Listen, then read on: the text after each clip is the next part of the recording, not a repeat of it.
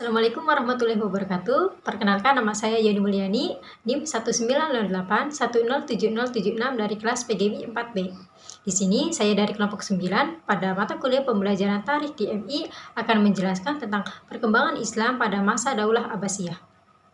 Sebelum kita mengetahui perkembangan Islam pada masa Daulah Abbasiyah, tentunya kita harus mengetahui sejarah kelahiran Daulah Abbasiyah itu sendiri. Pemerintahan dinasti Abbasiyah dapat dikatakan sebagai kelanjutan dari pemerintahan dinasti Bani Umayyah yang telah digulingkannya.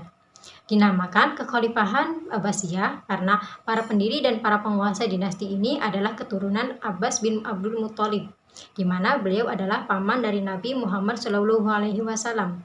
Sebelum penggulingan kekuasaan dinasti Bani Umayyah terjadi, para keluarga Abbas melakukan berbagai persiapan dengan melakukan pengaturan strategi yang kuat.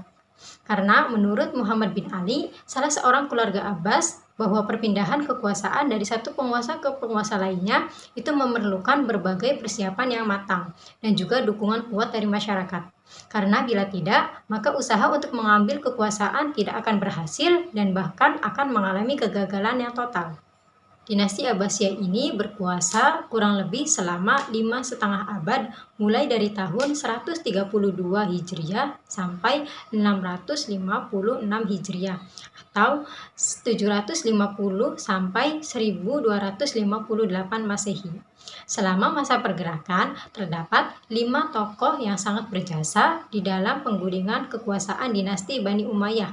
Mereka adalah yang pertama yaitu Muhammad bin Ali, yang kedua Ibrahim bin Muhammad bin Ali, yang ketiga Abu Abbas Asna. Setelah kita mengetahui sejarah kelahiran pada masa dinasti Abbasiyah, di sini saya akan menjelaskan kejayaan-kejayaan yang telah dicapai pada masa dinasti Abbasiyah. Pada masa dinasti Abbasiyah ini menjadi tonggak puncak peradaban Islam, di mana khalifah-khalifah pada masa dinasti Abbasiyah secara terbuka mempelopori perkembangan ilmu pengetahuan dengan mendatangkan naskah-naskah kuno dari berbagai pusat peradaban sebelumnya, untuk kemudian diterjemahkan, diadaptasi, dan juga diterapkan di dunia Islam. Selain itu, para ulama muslim juga yang ahli dalam berbagai ilmu pengetahuan, baik agama maupun non-agama, juga muncul pada masa ini. Dan juga pesatnya perkembangan peradaban juga didukung oleh kemajuan ekonomi imperium yang menjadi penghubung dunia timur dan barat. Stabilitas politik yang relatif baik terutama pada masa Abbasiyah awal ini juga menjadi pemicu kemajuan peradaban Islam. Ada beberapa kejayaan-kejayaan yang telah dicapai pada masa dinasti Abbasiyah. Yang pertama yaitu gerakan penerjemahan. Meski kegiatan penerjemahan sudah dimulai sejak Daulah Umayyah, upaya untuk menerjemahkan dan menskripsi berbahasa asing, terutama bahasa Yunani dan Persia ke dalam bahasa Arab, mengalami masa keemasan pada masa Daulah Abbasiyah. Para ilmuwan diutus ke daerah Bizantium untuk mencari naskah-naskah Yunani dalam berbagai ilmu, terutama filsafat dan juga kedokteran. Pelopor kegerakan penerjemahan pada awal pemerintahan Daulah Abbasiyah adalah Khalifah Al-Mansur yang juga membangun ibu kota Baghdad. Pada awal penerjemahan, naskah yang diterjemahkan terutama dalam bidang astrologi, kimia, dan juga kedokteran. Kemudian, naskah-naskah filsafat karya Aristoteles dan Plato juga diterjemahkan. Dalam masa keemasan, karya-karya banyak diterjemahkan tentang ilmu pragmatis seperti kedokteran, naskah astronomi, dan matematika juga diterjemahkan. Namun, karya-karya berupa puisi, drama, cerpen, sejarah jarang diterjemahkan karena pada bidang ini dianggap kurang bermanfaat dalam hal bahasa Arab sendiri. Perkembangan ilmu-ilmu ini sudah sangat maju. Kejayaan yang kedua yaitu dalam bidang filsafat. Pada masa ini, pemikiran filsafat mencakup bidang keilmuan yang sangat luas seperti logika, geometri, astronomi, dan juga teologi. Beberapa tokoh yang lahir pada masa itu termasuk diantaranya adalah Al-Kindi, Al-Farabi, dan juga Ibnu Sina. Dari kajian filsafat yang memadai, melahirkan ilmuwan Islam yang populer seperti ilmuwan astronomi yang menemukan astrolabe. Itu adalah alat pengukur ketinggian bintang yang dipelopori oleh Al-Farazi. Ilmuwan lain adalah Umar Khayyam, Al-Battani, Al-Biruni, dan lain-lain. Sedangkan dalam bidang yang ketiga yaitu dalam bidang keagamaan. Di bawah kekuasaan Bani Abbasiyah, ilmu-ilmu keagamaan mulai dikembangkan.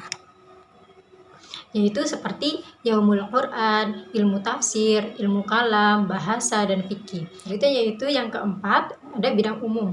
Dalam bidang umum antara lain berkembang dalam bidang filsafat, logika, metafisika, matematika, ilmu alam, geometri, aljabar, aritmatika, musik, kedokteran, kimia, sejarah, dan sastra. Yang kelima yaitu dalam bidang ekonomi. Yang pertama ada perdagangan dan industri.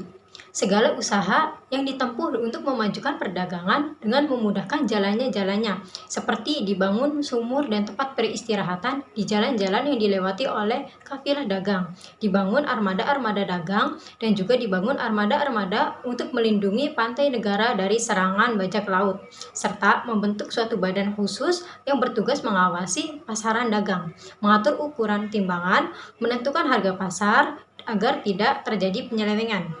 Yang kedua yaitu dalam bidang pertanian dan juga perkebunan. Kota-kota administrasi seperti Basra, Kufa, Mosul, dan Al-Wasit, pusat usaha-usaha pengembangan pertanian dan rawa-rawa di sekitar kafilah dikeringkan dan dikembangkan menjadi kawasan pertanian yang subur. Untuk menggarap daerah-daerah pertanian tersebut didatangkanlah buruh tani dalam jumlah yang besar dari Asia Timur. Ini bertujuan untuk menciptakan ekonomi pertanian dan perkebunan yang intensif. Pada bidang ekonomi yang ketiga yaitu pendapatan negara. Selain dari sektor perdagangan, pertanian, dan perindustrian, sumber pendapatan negara juga berasal dari pajak. Pada masa Harun ar-Rasyid, pemasukan pada sektor ini mencapai 272 juta dirham dan juga 4,5 juta dinar. Kemudian, zakat yang dibebankan atas tanah produktif, hewan ternak, emas dan perak, barang dagangan, dan harta milik lainnya yang mampu berkembang baik secara alami maupun setelah diusahakan. Yang keempat yaitu sistem moneter. Alat tukar yang digunakan adalah mata uang dinar atau emas dan juga dirham atau perak. Penggunaan mata uang ini secara ekstensif mendorong tumbuhnya perbankan. Hal ini disebabkan para pelaku ekonomi yang melakukan perjalanan sangat jauh sangat berisiko jika membawa kepingan-kepingan uang kredit. Sehingga bagi para pedagang yang melakukan perjalanan digunakanlah sistem yang dalam perbankan modern ini disebut dengan cek, yang waktu itu dinamakan dengan syak. Dengan adanya sistem ini, pembiayaan menjadi fleksibel. Artinya, uang bisa didepositkan di satu bank di tempat tertentu, kemudian bisa ditarik atau dicairkan lewat bank lain. Dan juga, cek hanya bisa dikeluarkan oleh pejabat yang berwenang, yaitu bank. Bank pada masa ini, kejayaan Islam juga sudah memberikan kredit bagi usaha-usaha perdagangan dan juga industri. Selain itu, bank juga sudah menjalankan fungsi sebagai currency exchange atau pertukaran mata uang. Kemajuan yang di bidang keenam yaitu di bidang sains dan teknologi. Kemajuan yang dicapai oleh umat Islam pada masa dinasti Abbasiyah ini tidak hanya terbatas pada ilmu-ilmu agama atau yang biasa diistilahkan dengan ulum naqliyah saja, melainkan juga disertai dengan kemajuan ilmu-ilmu sains dan teknologi atau ulum aqliyah. Bahkan jika dicermati, kemajuan sains di dunia Islam mendahului perkembangan ilmu filsafat yang juga berkembang pesat di era Abbasiyah itu. Hal ini bisa jadi merupakan buah dari kecenderungan bangsa Arab yang pada saat itu lebih mengutamakan penerjemahan buku-buku sains yang memiliki implikasi kemanfaatan secara langsung bagi kehidupan mereka. Era keemasan pada masa dinasti Abbasiyah juga mencatat penemuan-penemuan dan inovasi penting yang sangat berarti bagi umat manusia. Salah satu di antaranya adalah pengembangan teknologi pembuatan kertas. Kertas yang pertama kali ditemukan dan juga digunakan dengan sangat terbatas oleh bangsa Cina yang berhasil dikembangkan oleh umat muslim pada dinasti Abbasiyah, di mana setelah teknologi pembuatannya dipelajari melalui para tawanan perang dari Cina yang berhasil ditangkap setelah meletusnya Perang Talas. Setelah itu, kaum muslim berhasil mengembangkan teknologi pembuatan kertas tersebut dan juga mendirikan pabrik kertas di Samarkand dan Baghdad pada tahun 900 Masehi di Baghdad. Perpustakaan-perpustakaan umum saat itu mulai bermunculan, termasuk perpustakaan peminjaman buku pertama sepanjang sejarah. Dari Baghdad, teknologi pembuatan kertas kemudian menyebar hingga Fez dan akhirnya masuk ke Eropa melalui Andalusia pada abad 13 Masehi. Kejayaan yang ketujuh yaitu dalam bidang pendidikan. Dalam bidang pendidikan ini, pendidikan anak dimulai di rumahnya masing-masing. Ketika si anak mulai berbicara, si ayah wajib mengajarinya untuk mengucapkan kalimat tauhid. Dan ketika ia berumur 6 tahun, ia mesti diajari untuk melaksanakan sholat wajib. Pada usia itu pula lah dimulailah pendidikan formal. Sebelum dinasti Abbasiyah, pusat kegiatan dunia Islam selalu bermuara di masjid. Tapi masjid dijadikan center of education. Pada dinasti Abbasiyah inilah mulai adanya pengembangan keilmuan dan teknologi diarahkan ke dalam ma'had. Lembaga ini dikenal dengan dua tingkatan, yaitu yang pertama, maktab atau kutab dan masjid, yaitu lembaga pendidikan terendah, tempat anak-anak remaja belajar dasar-dasar bacaan, menghitung, dan menulis, serta anak remaja belajar dasar-dasar ilmu agama. Yang kedua, tingkat pendalaman, yakni para pelajar yang ingin memperdalam Islam pergi keluar daerah atau pergi ke masjid-masjid, bahkan ke rumah gurunya. Baik, setelah kita mengetahui sejarah kelahiran pada masa dinasti Abbasiyah dan juga kejayaan-kejayaan yang telah dicapai pada masa dinasti Abbasiyah, tentunya kita juga harus mengetahui kemajuan Islam pada periode klasik dinasti Abbasiyah di bidang pendidikan dan juga di bidang ilmiah.